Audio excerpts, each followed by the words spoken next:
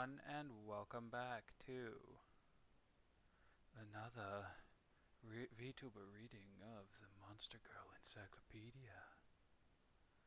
Today, we will be reading about the inari, if I pronounce that correctly. Yes, a nine-tailed fox girl who doesn't have that in there. Totally not fat material, right? Anyway, the inari family, fox, obviously. Type, beastman. Habitat, the forests, mountains, and human settlements of Zipangu. Huh, never heard of that one. Anyway, nature, devoted, lustful. Diet, omnivorous, favors the divine source of human men. Yeah, it may have been a while since I recorded this, but that doesn't mean I forgot that I would say that in every instance of that in these types of videos. Anyway, the inari is a type of beastman with fox characteristics that is found only in the land of Zipangu. Inari often live in forests and mountainous landscapes, but are also known to take human form, to slip into human settlements.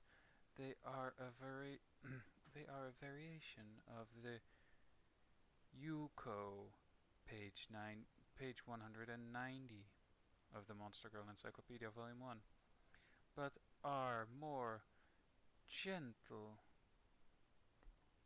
in character and graceful in manner. It is quite rare for an inari to be rused to attack. Oh, choice of words there. Because of the modest position with which they conduct themselves and the devoted treatment they offer human men.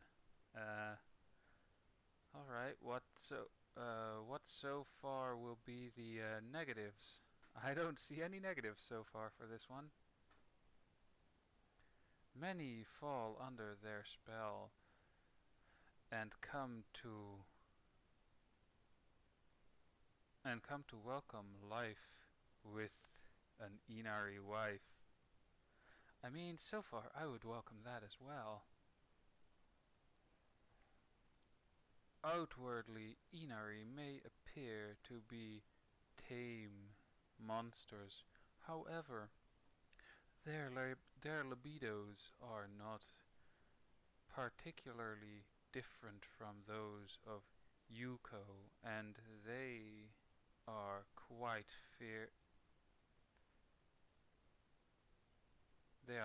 fierce in comparison to typical typical monsters. They do not usually initiate intercourse unless their husbands are willing. Instead, it's more likely that they will seduce their husbands to take action or to seize upon obscure opportunities for the hokey pokey. When a man relents, he will find her position and grace absent, overcome by a gestures most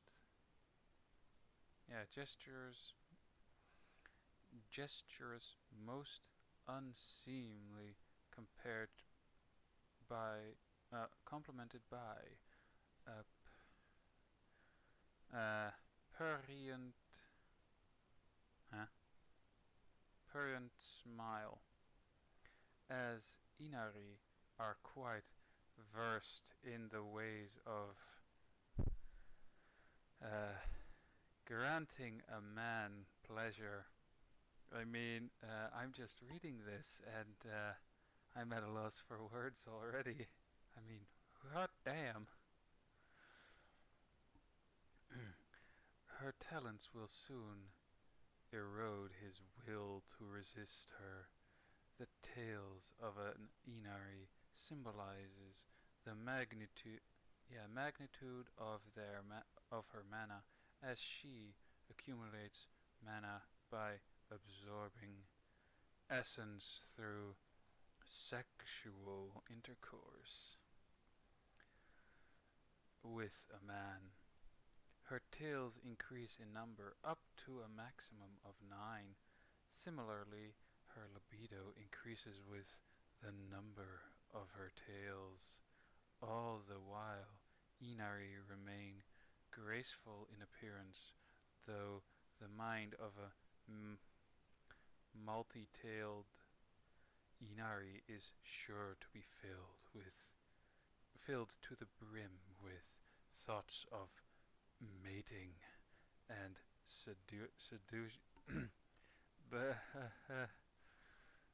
Wow, the first one in this book that actually gets me lost for words. Nice.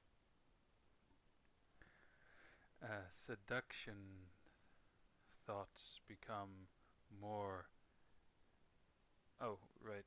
Just her seduction thus become more overt and frequent, as well as more obscene. So what, is she just gonna walk around naked and say, "Hey, wanna do it?" Or like the very famous scene that they frequently hint at in certain anime and whatnot, where the woman is just wearing an apron. But I guess in the Inari's case, she would most likely be naked in that and do the same thing. Hey, that's what I understand under obscene. As her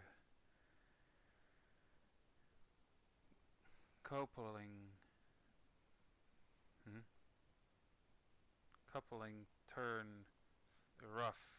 Oh, she means the hokey pokey turns. If the hokey pokey turns rough and desperate. Ooh. Arousing the beast passion of men. I mean, I'm not that turned on at the moment, but getting there for some odd reason.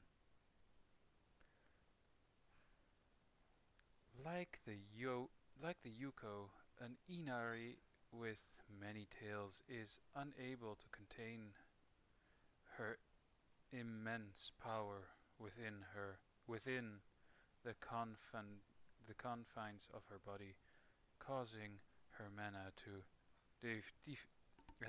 diffuse outward. However, the inari is skilled in the control of her mana. Unlike the Yuko, who allows her power to scatter everywhere or every which way, the inari funnels it entirely into her husband. This tends to cause him to flare up in violent violent lust and join his Vulpin lover in ardent intercourse and the power of the mana concentrated in the Inari's husband is beyond compare. meaning that con- their consequent rotting or rooting. I don't really know what they mean by that one. Maybe truly beastly. Oh, now I get it.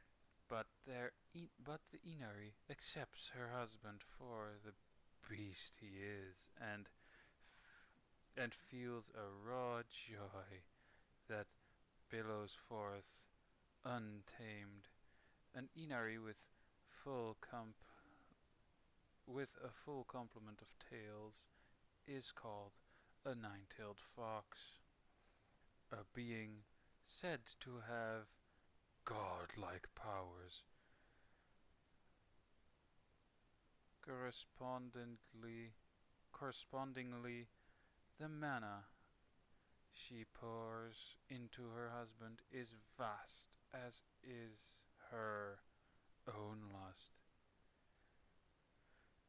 Intercourse lasts a full day, I- or lasting a full day is not uncommon in these situations. So, essentially, a fox girl. I mean, I think there was an anime essentially where a guy down on his luck actually gets a fox spirit to care for him. But anyway, this does come with an artwork additionally, which I could show, but at the moment don't really feel inclined to do so. It's not lewd in any way. It's just the inari in a shrine maiden outfit. If you want to know what a shrine maiden outfit looks like, just go search on Google and type in Japanese shrine maiden. Hopefully there won't come any lewd images out of that one. Anyway, inari of vast power are often worshipped as gods. The men who serve the fox-like monster live in their shrines with them. Sweet moans can be heard from the shrine at all times. Huh.